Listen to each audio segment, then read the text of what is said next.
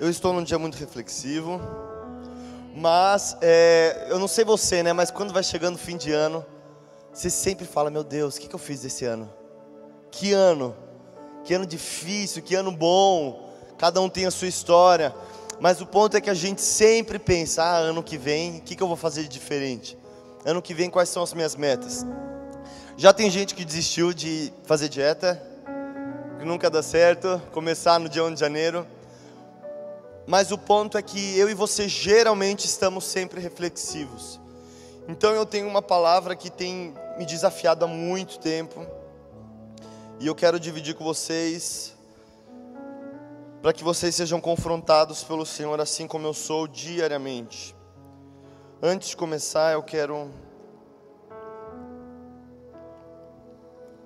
mostrar aqui algo para vocês. Isso aqui é uma nota de R$50. Não sei quem consegue enxergar, mas não é falsa. Quando você pensa numa nota de R$50, você já pensa o que você pode comprar com ela. 2 litros de gasolina, por exemplo. Mas 1,5. Não, mas por que essa nota vale R$50? É porque ela tem algum papel especial? Não. É porque ela foi gravada com uma tinta mega especial, que só é encontrada no Oriente. Não. Ela é um papel um pouco diferente, mais comum de certa maneira, e é gravada de um jeito específico, mais comum. O ponto é, mas por que ela vale R$50? Ela vale R$50 porque eu e você demos um valor atribuído a essa nota. E ela vale R$50. Mas para pensar como isso não faz sentido. Ele é apenas um papel. É apenas tinta num papel. Mas o ponto é que existe um valor atribuído a essa nota. Não é um valor intrínseco, algo que esse papel vale R$50. Não, é um valor atribuído. E quando a gente atribui valor a alguma coisa, a gente começa a tomar decisões baseado naquele valor que a gente atribuiu. Então você já começa a pensar: bom, eu quero comprar um celular, quantas notas de 50 eu preciso? Preciso de, dependendo do celular, umas 500, né? Mas você fala: eu preciso ir no mercado, quantas notas de 500, de 50 eu preciso? Então você começa a perceber que inconscientemente, todas as suas decisões, elas vão ser influenciadas pelo seu senso de valor. Porque você deu valor a isso, ou no caso não você, mas assim, né, como o mercado de maneira geral, mas as suas decisões começam a serem pautadas naquilo que você atribui valor. Tudo isso para dizer que Jesus ensina de um jeito maestroso isso. Existe um versículo em Lucas que ele fala assim: aonde está o seu tesouro, ali está o seu coração. Em outras palavras, o que Jesus está falando? Ele está falando assim: aquilo pelo qual você atribui valor é aquilo que vai governar o seu coração. Se você atribui valor ao dinheiro, suas decisões, ou melhor, o seu coração, que é o lugar onde as decisões mais profundas do nosso ser estão, elas serão baseadas naquilo que a gente atribui valor. Só que eu tenho as minhas coisas que eu atribuo valor, e você tem as suas coisas. Existem pessoas que atribuem valor a amigos, a família. Então todas as decisões dela vão ser baseadas naquilo. Outras pessoas atribuem muito valor ao dinheiro, e as decisões dela, o valor que lhe é devido, as nossas decisões e o nosso estilo de vida vai ser completamente baseado nela. É simples, mas eu preciso dizer isso antes de começar a palavra. Porque hoje eu vou trazer uma palavra que provavelmente você já ouviu ela de algum outro jeito, talvez numa outra exposição, num outro sermão, e rapidamente os seus ouvidos vão tentar te enganar e falar: é uma coisa que eu já sei. Mas eu aposto com você, que se você for sincero com você mesmo, assim como eu sou comigo mesmo, nós vamos olhar para dentro de nós e vermos que a gente não ainda atribuiu o valor que é devido a essa palavra. Por isso não vivemos de acordo com ela. Então eu quero te convidar a fazer da palavra de Deus o seu maior tesouro, para que o seu coração seja governado por isso. Amém? Então, vire para a pessoa que está ao seu lado e diga assim: seja piedoso. Fala assim: não tenha piedade, seja piedoso. Por que eu digo isso? Porque quando a palavra piedade, eu não sei o que ela remete na sua cabeça, mas rapidamente remete na minha uma cena onde uma pessoa está passando por um grande apuro, como um filme, vai ser assassinada, sei lá, e ela grita: tenha piedade de mim. Ou uma pessoa que está numa situação terrível, ela grita: tenha piedade de mim. E aí eu e você temos a primeira concepção de que piedade é aquela pessoa que olha para aquele ser humano que está precisando de ajuda, ou enfim, não quer ser morto, alguma coisa, e ele age em piedade, age em benevolência, bondade, e não comete aquilo que estava para acontecer. Mas piedade, para nós, às vezes tem uma conotação muito pontual. Às vezes eu sou piedoso, aquela pessoa precisa de piedade, aquela situação precisa de piedade. Mas eu e você não nos damos conta que nós precisamos ser homens e mulheres constantemente piedosos. Biblicamente falando, essa palavra piedade, ou as derivações dela, piedade, piedoso, só no Novo Testamento elas aparecem mais de 40 vezes. Ou seja, não é um assunto menosprezado pela palavra de Deus. No Novo Testamento, Deus ele é muito insistente em chamar os homens a viver uma vida de piedade.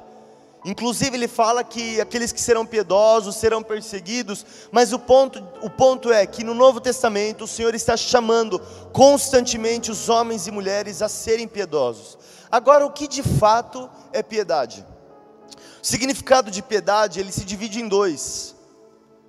Primeiro, é a compaixão pelo sofrimento de outra pessoa, misericórdia. Esse é o primeiro entendimento de piedade que geralmente eu e você estamos acostumados. Então é a compaixão pelo sofrimento de outra pessoa, misericórdia. Mas o segundo significado paralelo de piedade é demonstração de amor ou afeto pelas coisas religiosas, devoção, virtude que possibilita oferecer a Deus o culto que Ele merece. Então, traduzindo isso, o que é uma pessoa piedosa? É uma pessoa que tem compaixão pelo próximo, pelo sofrimento alheio, mas é uma pessoa que também tem uma vida de devoção a Deus. Isso parece muito simples no nosso ponto de vista, mas muitas vezes negado no nosso estilo de vida. Sendo assim, eu quero trabalhar sobre esses dois conceitos de maneira separada, e eu vou separar esse sermão em duas partes. Primeiro eu quero falar sobre, e eu acho que você com a sua interpretação de mundo, você já percebe isso, né? Mas parece que o ser humano ele precisa ser polarizado, já percebeu? Você não consegue ter uma opinião política moderada, ou você é direita ou você é esquerda. Você não pode gostar de algo, ou você ama ou você odeia. Nós naturalmente somos empurrados a viver alguma polarização. E isso acontece dentro da igreja também. Existem igrejas que são por extremo apegadas a causas sociais, e elas são tão intensas naquilo que elas acabam negando outras facetas da palavra de Deus. Já existem outras igrejas que pregam muito sobre a vida de devoção e esquecem do próximo, de ajudar o necessitado e por aí vai. Então, sem perceber, eu e você, muitas vezes nós somos polarizados de um lado desse. Mas eu quero mostrar para você, eu quero, com a graça de Deus, te convencer e te desafiar, a partir de já, e inclusive como meta para o ano de 2022, a você assentar no coração, de que o Senhor espera de nós, que eu e você, sejamos homens e mulheres piedosos. Piedosos. E vivemos numa sociedade onde isso parece que não é o suficiente. Você só alcança o sucesso espiritual se você tem um lugar de evidência. Não, meu querido. O que o Senhor espera de nós, homens e mulheres piedosos, muitas vezes discretos, muitas vezes esquecidos, muitas vezes menosprezados, mas piedosos até o fim. Então vamos falar sobre esse primeiro pedaço. Quando existem pessoas, e quando eu digo pessoas, faça uma autoavaliação no seu coração. Por isso eu intercedo por algo. Abandone. Feche os seus olhos nesse momento. E abandone o advogado interno que existe dentro de você. aquele que vai tentar convencer você de que você não lida com esse problema. Senhor, eu oro para que toda hipocrisia do nosso coração saia, todo advogado interno que tenta nos enganar e não nos permite receber a palavra de Deus e o confronto, eu oro para que isso saia em nome de Jesus. Quando dizemos que amamos ao Senhor, que temos uma vida de devoção, mas não somos misericordiosos e compassivos com o próximo, nós somos mentirosos. Vamos abrir em 1 João capítulo 2, versículo 4.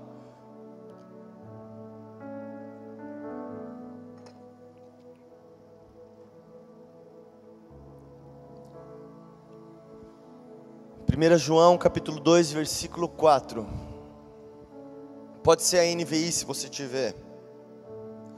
Vamos ali. Aquele que diz: eu o conheço, falando sobre Deus, né? Eu conheço, mas não guarda os seus mandamentos, esse é mentiroso e a verdade não está nele. Próximo.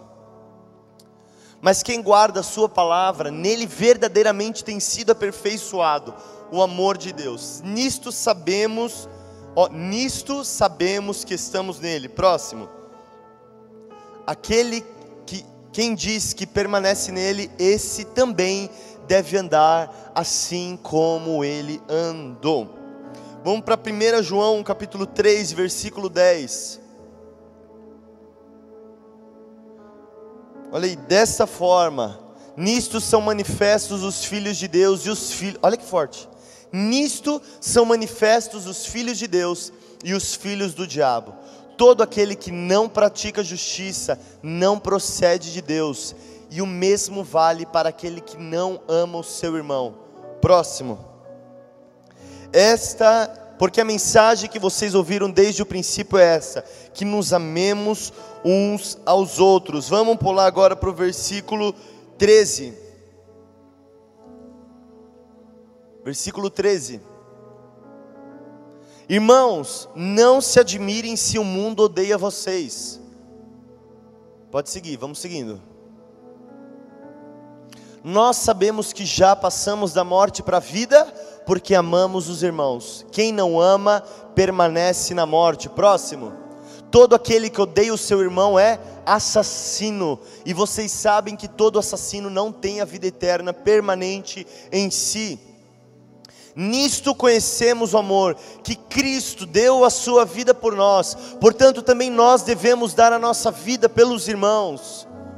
Ora, se alguém possui recursos deste mundo, e vê o seu irmão passando necessidade, mas fecha o coração para essa pessoa, como pode permanecer nele o amor de Deus? Próximo. Filhinhos, não amemos de palavra, nem da boca para fora, mas de fato e de verdade. É aquele texto que você já pode soltar o microfone e sair, porque ele já diz tudo que precisava. Mas queridos, sem hipocrisia, dizemos que amamos o Senhor, mas nós não perdoamos os nossos irmãos, até que ele se humilhe até o fim, né? Bem cristão isso. Nós dizemos que amamos o Senhor, mas não somos mansos e ajudamos os nossos filhos, pais, irmãos. Dizemos que amamos o Senhor, mas vivemos alheios às necessidades ao nosso redor. Dizemos que amamos ao Senhor, mas fazemos vista grossa com a dor do nosso próximo.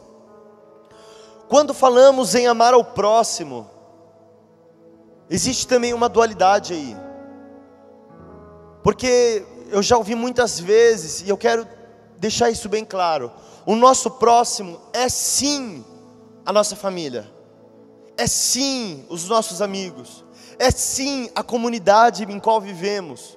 Essas pessoas precisam ser alcançadas pela compaixão e misericórdia do nosso coração. Mas meu querido, saiba de uma coisa: não são apenas esses os próximos. Os nossos próximos também são os órfãos, as viúvas, as prostitutas, todos aqueles que estão perdidos no pecado, os moradores de rua. Esses também são os nossos próximos. Então, a partir do momento que eu e você dizemos com a boca cheia de que amamos ao Senhor, mas fazemos vista grossa, simplesmente fingimos que não vemos a dor alheia, passamos reto, Como diz o texto de João, somos mentirosos. O amor de Deus não está em nós. Nós não podemos nos conformar com a justiça desse mundo. Ah, mas vai usar drogas. Ah, mas eu não conheço. Ah, mas e se fizer coisa errada com isso? Você sabe, talvez você conheça os ensinamentos de Jesus sobre esmola, enfim. Mas se você olhar o Antigo Testamento, você vai ver que Deus é um Deus completamente comprometido com a causa do órfão, da viúva, do estrangeiro, do necessitado. Não existe como vivermos o evangelho parcial. Se eu e você dizemos que amamos o Senhor, mas não amamos o nosso próximo, somos homens mentirosos. Agora eu quero mostrar para você um alerta de Jesus, que ele faz no Sermão do Monte, Mateus capítulo 5, versículo 43. Olha ali, Jesus falando isso. Vocês ouviram o que foi dito: ame o seu próximo e odeie o seu inimigo. Eu, porém, lhes digo: amem os seus inimigos e orem pelos que perseguem vocês, para demonstrarem que são filhos do Pai de vocês, que está nos céus, porque Ele faz o sol nascer sobre os maus e bons, e vir chuva sobre os justos e injustos. Olha aí, porque se vocês amam aquele que os amam, que recompensa terão? Os publicanos também fazem o mesmo. E se saudarem somente os seus irmãos, o que é que estão fazendo demais? Os gentios também não fazem o mesmo? Portanto, sejam perfeitos como é perfeito o Pai de vocês que está no céu. Olha o que Jesus está falando. Amar o nosso próximo, amar o nosso familiar, principalmente quando a gente se dá bem com ele, é fácil, gente. Qualquer um consegue. Até aquelas pessoas que não conhecem o Senhor conseguem. Que recompensa existe em eu e você amar? Ah, porque o meu amigo de longa data está passando uma necessidade. Olha como eu sou uma pessoa piedosa. Eu estendo a mão para ele, eu ajudo ele. Que bênção, que bênção. Mas que recompensa você terá por fazer isso? O evangelho não se trata a uma bolha, onde aqui apenas aquelas pessoas que conseguem entrar na nossa bolha são beneficiadas por nós. O evangelho é para fora. Aquele que diz que ama o Senhor, mas não estende a mão para o próximo, seja o próximo, família, amigos, comunidade, igreja, ciclo social, mas também o morador de rua, também a prostituta, também o órfão, seja lá quem for. Aquele que diz o Senhor, que ama o Senhor e não alcança esses, é homem mentiroso. No Sermão do Monte, Jesus também diz algo muito importante. Ele fala assim: bem-aventurado os misericordiosos, porque eles alcançarão misericórdia. Quando eu e você chegarmos naquele dia e precisarmos ser alcançados pela misericórdia de Deus, inclusive nessa vida, sermos alcançados pela misericórdia de Deus, nós precisamos também ser misericordiosos. Amém?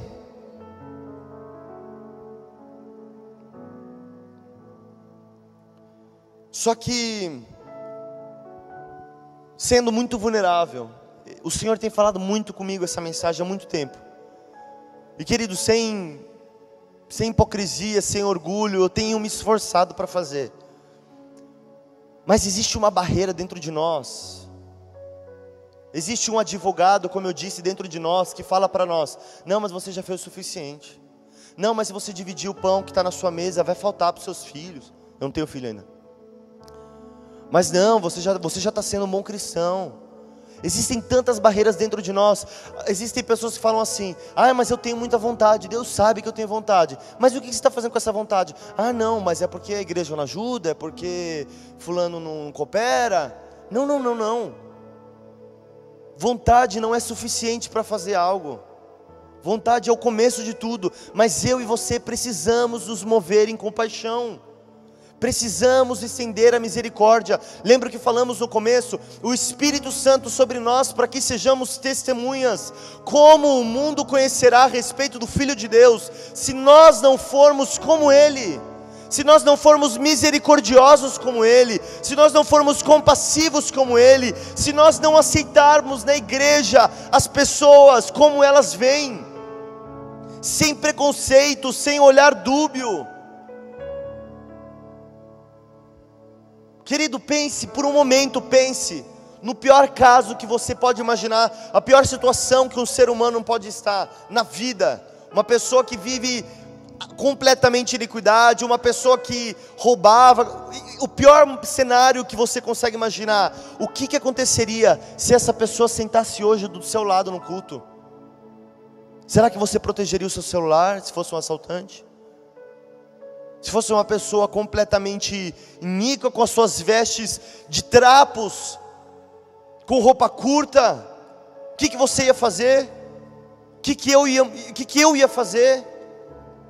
Aqui é a casa de Deus. Jesus disse certa vez para os discípulos: eu não vim para aqueles que se acham fortes, eu vim para os fracos, eu vim para os doentes. E deixa eu dizer uma coisa, esses fracos também somos nós. Quando Jesus diz isso, Ele fala assim: eu não vim para os fortes, eu vim para os fracos. Mas o que Jesus está falando? Por acaso os outros eram fortes, eles não precisavam de Deus? Não, mas eles estavam enganados nos seus próprios orgulhos, egoísmo, e achavam que já sabiam demais. Quantas vezes eu e você dentro da igreja achamos que já sabemos demais, achamos que já alcançamos um nível de maturidade cristã, onde estamos por cima da carne seca. Não, eu e você carecemos da misericórdia de Deus, tanto quanto aqueles que estão lá fora. A única diferença de nós e eles é que nós já fomos alcançados por essa graça. Só que isso não é objeto de orgulho, de altivez do nosso coração. Isso é objeto de gratidão, de quebrantamento no nosso coração. Nós fomos chamados para pescar aqueles que estão perdidos. Só que a igreja só vai exercer o seu papel quando homens e mulheres forem piedosos. Piedosos. Vou contar uma história muito triste, mas é algo que me chocou. Minha esposa está se graduando, está indo no finalzinho da faculdade de serviço social. É uma faculdade bem voltada para o social. E ela precisava estagiar para conseguir concluir o curso. E ela conseguiu recentemente um estágio num abrigo, bem longe. E ela só vai uma vez por semana lá no local. E a chefe dela é uma cristã evangélica. Mas sabe o que ela disse no primeiro dia de trabalho da Ana? Falou: olha, não fala para ninguém aqui que você é evangélica, porque as pessoas estão cansadas de ouvir dos evangélicos ouvir que eles amam o Senhor, mas eles não estendem a mão para o próximo. Olha que triste, gente. Não estou falando que todas as igrejas são assim, de jeito nenhum. Essa igreja aqui já é comprometida com a causa do órfão, mas nós vamos fazer mais, amém? Só que existem igrejas que fazem trabalhos incríveis. O próprio Mevan, que é um ministério próximo de nós, um trabalho incrível. Mas olha que triste, no contexto geral da igreja de Deus, sermos reconhecidos como hipócritas, porque dizemos que amamos o Senhor, mas não amamos o nosso próximo. É triste, né? Mas você pode dizer para mim, e aí a gente vai para o segundo pedaço. Você pode dizer para mim: Guga, mas eu já sou uma pessoa completamente engajada com esse estado. Quando eu vejo uma necessidade, eu vou lá e sou o primeiro a abençoar. Eu inclusive sirvo em todo o tempo. Eu sirvo em 7 ministérios da igreja. Eu estou em todos os cultos. Aí eu pergunto assim: mas você assiste a palavra? Não, porque eu estou ocupado demais. Mas eu estou ocupado demais servindo, né? Ei, Marta, calma aí. Maria conhece a boa parte, ela não negocia a boa parte. Lembra a história de Marta e Maria? Talvez você seja a pessoa mais engajada, você seja a pessoa que você não consegue ver uma pessoa com uma cara fechada, que você já vai perguntar se ela está bem. Que bom que você é assim. Mas você não tem uma vida de devoção. Sua vida diante de Deus é apenas serviço, é apenas ajudar o próximo, é apenas satisfazer a necessidade do outro, é apenas servir em todos os ministérios para a igreja continuar indo. Coisa boa, né, gente? Mas vamos ver o que o Senhor nos alerta na palavra de Deus. Abra comigo Apocalipse 2.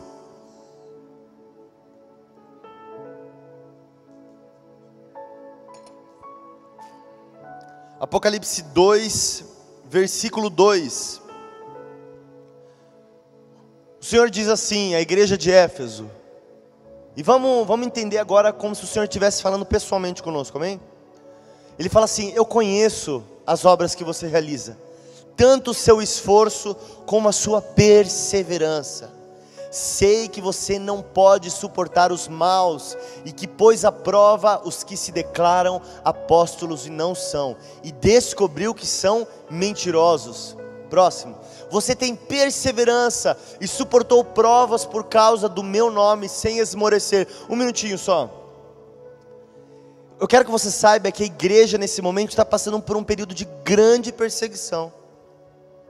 As pessoas que mantinham a sua fé em Jesus, elas poderiam ser mortas, comidas por bestas feras, assassinadas, martirizadas. Então quando ele fala assim: eu sei que vocês têm sido perseverantes, vocês não têm negociado a verdade, não é igual eu e você fazemos muitas vezes. Chegamos na igreja aqui de boca cheia, falamos isso, mas no nosso dia a dia, no nosso secreto, negociamos todos os valores possíveis. Não, esse pessoal corria risco de vida. Volta o versículo, ele fala isso então: vocês têm perseverado. Versículo 3. Não, versículo, isso, 3, vocês têm perseverado, você tem perseverança e suportou provas por causa do meu nome sem esmorecer. 4. Tenho porém contra você o seguinte: você abandonou o seu primeiro amor. Ou seja, querido, é possível a gente fazer toda boa obra, é possível a gente ser compassivo, misericordioso, ajudar o próximo, não negociar com esse evangelho que tem sido pregado por aí, ser heresias, essa coisa. Nós podemos ser perseverantes, firmes, denunciamos as mentiras, confrontamos o pecado, fazemos tudo, mas é possível fazermos isso sem amar o Senhor. E se nós fizermos tudo isso, mas o nosso coração não estiver queimando de amor por Ele, não vai dar certo. Ainda não somos piedosos. Olha o que 1 Coríntios 13, versículo 1, Paulo nos ensina. Aquele texto que, se você já foi a algum casamento cristão, provavelmente você já ouviu. Mas ele fala assim: ainda que eu fale a língua dos homens e dos anjos, se não tiver amor, serei como bronze que soa, ou como símbolo que retine. Ainda que eu tenha o dom de profetizar, eu sou profeta, e conheça todos os mistérios e toda a ciência, ainda que eu tenha tamanha fé, a ponto de transportar os montes, se eu não tiver amor, nada serei. E ainda que eu distribua olha isso, ainda que eu distribua todos os meus bens entre os pobres, e ainda que entregue o meu próprio corpo para ser queimado, se não tiver amor, isso de nada me adiantará. Pense que uma pessoa conhecida sua vende tudo que tem, tudo, e dá aos pobres. Eu e você vamos quase fazer uma estátua dela e botar como exemplo de piedade, mas isso não caracteriza piedade por si só. Uma pessoa que ama o seu próximo, dá todos os bens, entrega o seu próprio corpo para ser queimado, se não tiver amor pelo Senhor, de nada valerá. E eu e você precisamos fazer uma avaliação muito justa no nosso coração, porque muitas vezes, igreja, eu não sei quem já se envolveu com o ministério aqui, mas ele funciona do seguinte jeito: a igreja pode ter 7.000 membros, são sempre os 15 que fazem tudo. Vai, 30 numa igreja de 10.000. E eu já fui desses assim, e por um desejo muito genuíno no coração de querer servir. Não é mentira, existe um desejo muito genuíno no coração de muita gente. Mas do que adianta? Jesus em Mateus 16, se eu não me engano, ele fala algo, ele fala pessoal, para os discípulos dele: o que adianta vocês ganharem o mundo inteiro e perderem a sua alma? O que adianta vocês fazerem a igreja, instituição, girar, e vocês perderem o seu coração? Do que adianta isso? Do que adianta você vender tudo que tem e dar aos pobres, mas você não amar o Senhor? Do que adianta você ser o primeiro a servir em todos os ministérios, mas você não tem um tempo de devoção, de leitura bíblica, um tempo de oração, um tempo onde você fecha no seu secreto, seja ele onde for. Pode ser no seu quarto, às vezes uma casa muito cheia, pode ser no seu banheiro, pode ser simplesmente dentro de você, mas quantas vezes eu e você paramos, fechamos os nossos olhos, deixamos as redes sociais de lado, para falar: Deus, eu quero te amar um pouco mais agora. Existem pessoas aqui que estão fazendo muito, achando que estão sendo piedosos e amando o Senhor, mas estão permitindo que o coração seja endurecido, que a fé aos poucos vá indo embora.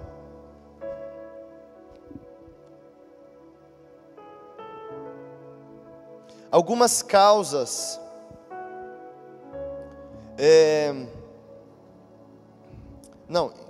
inclusive, abre por favor Mateus 6, versículo 1, por favor.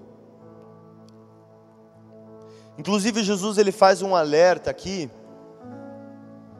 e ele fala assim, no Sermão do Monte, continua, ele fala assim: evitem praticar as suas obras de justiça diante dos outros, para serem vistos por eles, porque sendo assim, vocês já não terão nenhuma recompensa junto do Pai de vocês que está nos céus. Próximo. Quando, pois, você der esmola, não fique tocando trombetas nas sinagogas e nas ruas, como fazem os hipócritas, para serem elogiados pelos outros. Em verdade lhes digo que eles já receberam a sua recompensa. Mas ao dar esmola, que a sua mão esquerda ignore o que a mão direita está fazendo, para que a sua esmola fique em secreto, e o seu Pai que vem em secreto lhe dará a recompensa.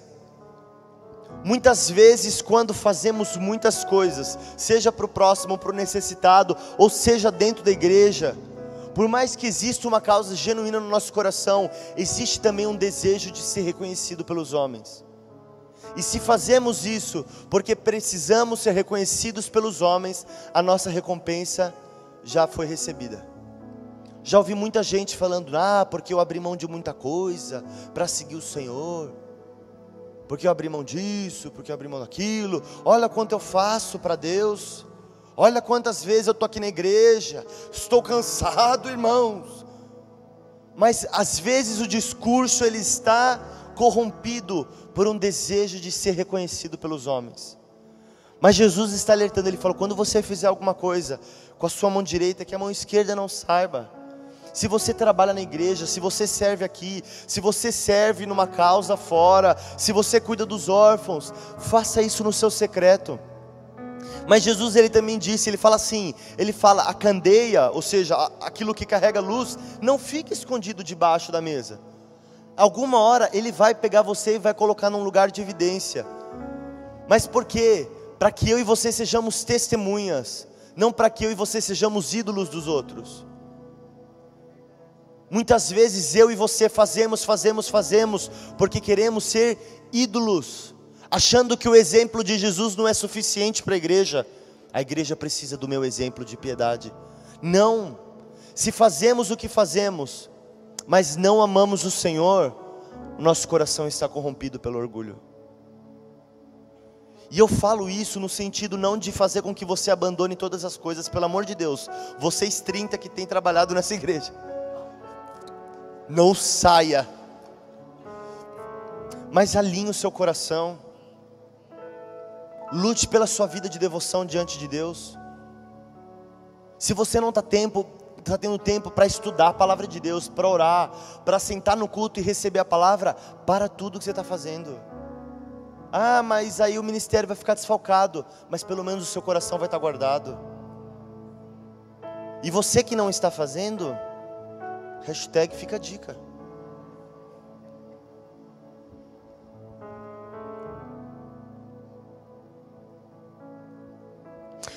Por que nós não, voltando um pouquinho, por que nós não vivemos uma vida de compaixão ao próximo? Eu listei pouquinhas coisas só para você fazer, assim como eu, uma avaliação. Por que nós não somos misericordiosos? Por que nós não somos piedosos quanto à compaixão, à misericórdia ao próximo? Porque o nosso coração é egoísta. A Bíblia conta sobre um jovem que chegou ao Senhor Jesus e falou: Jesus, o que eu preciso fazer para dar a vida eterna? E aí uma hora Jesus responde, depois de um diálogo, ele fala assim: então faz o seguinte, era um jovem rico, vai lá, vende tudo que você tem, dá aos pobres e me segue. A Bíblia diz que aquele jovem entristecido deu as costas e foi embora. Um coração egoísta. Por que nós não somos piedosos quanto à misericórdia? Porque o nosso coração é orgulhoso. Por isso nós não perdoamos, por isso nós somos preconceituosos. Por isso nós somos segregadores. Por isso nós somos julgadores. Por que nós não somos piedosos quanto à misericórdia? Porque nós somos preguiçosos. Eu já tenho uma semana de trabalho tão árduo. Vou fazer um trabalho social? Não. Eu não tenho. Existe muita gente que fala isso. Não, eu não tenho esse feeling. Jesus não vai ter feeling para você naquele dia, isso sim. Gente, aquele que diz que ama o Senhor e não ama o seu próximo é um homem mentiroso. Você não precisa se matar para fazer algo, mas com certeza eu e você podemos fazer um pouco mais. Com certeza ano que vem eu e você podemos fazer um pouco mais pelo próximo. Quando dizemos que somos piedosos, mas agora mudando, mas nós não temos uma vida de devoção. Por quê? Porque o nosso coração é incrédulo. Porque a palavra do Senhor ainda não tem o valor que é devido no nosso coração. Porque o nosso coração está endurecido. A gente ouve uma palavra dessa e isso já não toca mais o nosso coração. Porque nós não conhecemos o Senhor o suficiente. Porque nós só viemos para a igreja de domingo e achamos que isso é o suficiente para amar o Senhor. Falta conhecimento. Porque nós não acreditamos mais na instituição igreja. Não, igreja agora se eu for uma vez por mês no culto de ceia já é o suficiente. Eu sinto muito, mas não é o suficiente. A igreja serve para me aperfeiçoar, assim como para aperfeiçoar você. Viver com os irmãos em comunhão, fazer parte de um grupo de vida, não é simplesmente um lugar onde podemos chorar as nossas mágoas, mas é um lugar onde podemos ser confrontados e denunciados pelo estilo de vida do próximo. Sabe aquela sensação quando você olha uma pessoa do seu lado e aquela pessoa está queimando por Jesus, e aquilo na sua cabeça está te denunciando, falando assim: olha aquela pessoa, você pode crescer como ela. E aí você fala: é verdade, é isso. Isso é igreja. Ou quando você está aqui, você vê uma pessoa lidando com a causa do órfão e aquilo começa a aquecer o seu coração, porque você percebe que você não está fazendo nada. Isso é igreja. Igreja é esse lugar onde nós somos aperfeiçoados uns pelos outros, porque você carrega a identidade de Cristo, eu também, nós todos, e nós precisamos nos ajudar nesse caminho. Aqueles que não estiverem participando de igreja, não quero julgar, condenar, mas muito provavelmente terão seus corações endurecidos, e a palavra de Deus já não fará mais efeito.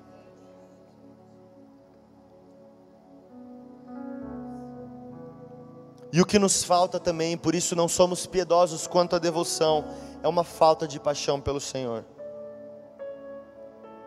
Isso é o mais doído de tudo. Nós ainda não amamos o Senhor como Ele merece ser amado. Nosso coração ainda não queima de amor por Ele, como precisamos. Querido, presta atenção. O Senhor não precisa do nosso amor. Nós é que precisamos amá-lo. Amar o Senhor nos protege de nós mesmos. Amar ao Senhor nos protege de uma vida de pecado. Amar ao Senhor nos protege do nosso coração enganoso.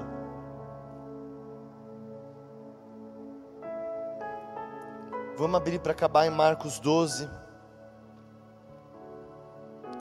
Marcos 12, versículo 28. Olha aqui. Chegando um dos escribas. Os escribas quem são? São aqueles que guardavam a lei, a palavra de Deus, mas eram completamente legalistas. Não tinham entendido a essência da palavra. Eles falam assim, a Bíblia fala: chegando nos escribas, que ouviu a discussão entre eles, viu que Jesus tinha dado uma boa resposta, perguntou-lhe: mestre, qual é o principal de todos os mandamentos? Olha o que Jesus responde: O principal é esse: escute, ó Israel, o Senhor, o nosso Deus, é o único Senhor. Ame o Senhor seu Deus de todo o seu coração, de toda a sua alma, de todo o seu entendimento e com toda a sua força. Acaba por aí? Não. O segundo é: ame o seu próximo como você ama a si mesmo. Não há outro mandamento maior do que estes. Exemplo perfeito de homem piedoso. Talvez você já tenha ouvido esse texto, mas nunca talvez atrelado à palavra piedade. Mas o Senhor nos chama para sermos piedosos, aqueles que amam o Senhor e amam o próximo como a nós mesmos. Aquele que diz que ama o Senhor e não ama o próximo é mentiroso. Aquele que ama o próximo, mas não ama o Senhor, está perdido no seu próprio coração. O louvor pode subir.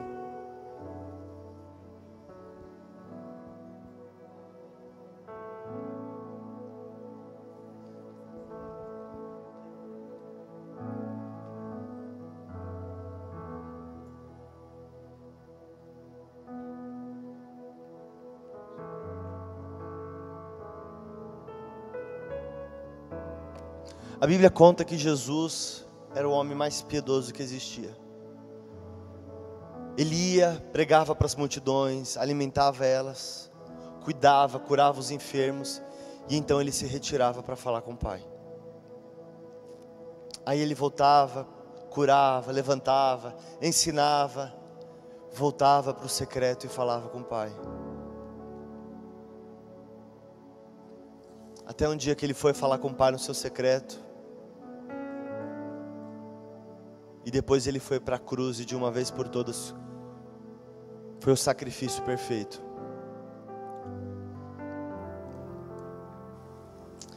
Eu queria que você, se você puder fechar os seus olhos para você se concentrar um pouquinho nisso. E se você puder ouvir cada palavra com atenção. Enquanto eu escrevia isso, eu chorava pensando nele. Jesus, ele não veio ao mundo apenas para morrer e nos reconectar ao Pai, mas ele também não veio ao mundo apenas para ser um libertador social, como muitos têm pregado por aí. Ele é o Deus que se fez homem, e como servo sofredor, ele trilhou e ele abriu o caminho para que nós pudéssemos trilhar por ele. Ele é o nosso perfeito exemplo de homem piedoso. Ele é o redentor da comunhão com o Pai, mas ele também é o redentor do nosso estilo de vida medíocre em que vivemos, atolados no orgulho e no egoísmo. Vimos nele um homem manso, humilde, que amou os esquecidos, tratou as prostitutas com respeito, tratou os pecadores com respeito, sentou à mesa com aqueles que eram odiados, e mesmo assim, ele não precisou se vender ao pecado, muito menos aceitá-lo. Ele confrontou o pecado, ele denunciou o orgulho e a hipocrisia, mas sobre aquilo que o homem não podia fazer por si só, ele o fez na cruz do Calvário, e de uma vez por todas nos conectou ao Pai. Esse homem que chamamos de Senhor, esse é o homem que chamamos de Senhor. Ser piedoso e andar como Ele não é um convite, é um dever. Nós só amamos porque Ele nos amou primeiro.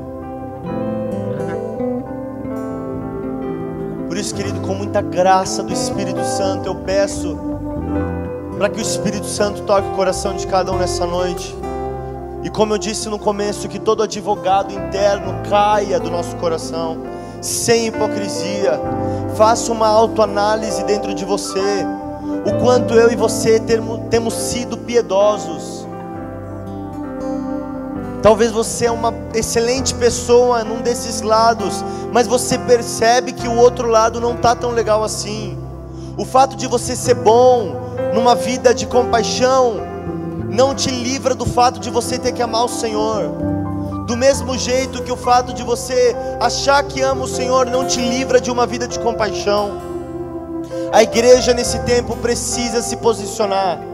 A Bíblia diz que nos últimos dias o amor de muitos se esfriará. Eu quero dizer que o amor de muitos já está se esfriando e nós não estamos nos dando conta. Por isso eu quero orar nessa noite para que Cristo aqueça os nossos corações, para que Ele chame nessa noite eu e você, Ele nos convoque a sermos piedosos, amarmos o nosso próximo, mas acima de tudo amarmos o nosso Deus. Por isso, se você até hoje não tem tido uma vida frequente de busca ao Senhor, na leitura da palavra, uma vida de oração, uma vida de jejum, eu quero te desafiar a tomar uma decisão hoje. Resgate a sua vida de piedade, resgate a sua vida de devoção diante de Deus. E Ele tem estendido graça sobre nós, Ele tem nos chamado para perto.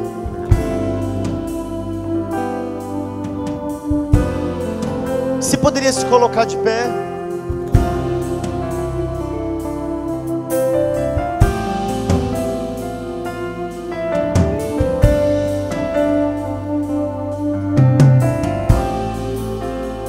Eu queria fazer duas orações. Primeiro eu quero orar por aqueles que foram sinceros consigo mesmo e entendem que precisam amadurecer a vida de piedade quanto à misericórdia e ao amor ao próximo. Talvez você já tenha feito alguma coisa, querido, mas o Evangelho ele é radical. Eu quero te convidar a se envolver com a causa do órfão, se envolver com a causa da viúva, se envolver com a causa do doente, do necessitado, do morador de rua, da prostituta, dos homossexuais, dos transexuais. Estenda sua mão, estenda misericórdia, estenda compaixão, a causa do necessitado, do pobre, daquele que não tem instrução. O Senhor tem liberado tanto sobre nós, recurso, graça, conhecimento, inteligência. Existe tanto que nós podemos fazer. E eu quero fazer uma oração por aqueles que de fato querem ser desafiados na sua vida de compaixão, a sua vida de piedade.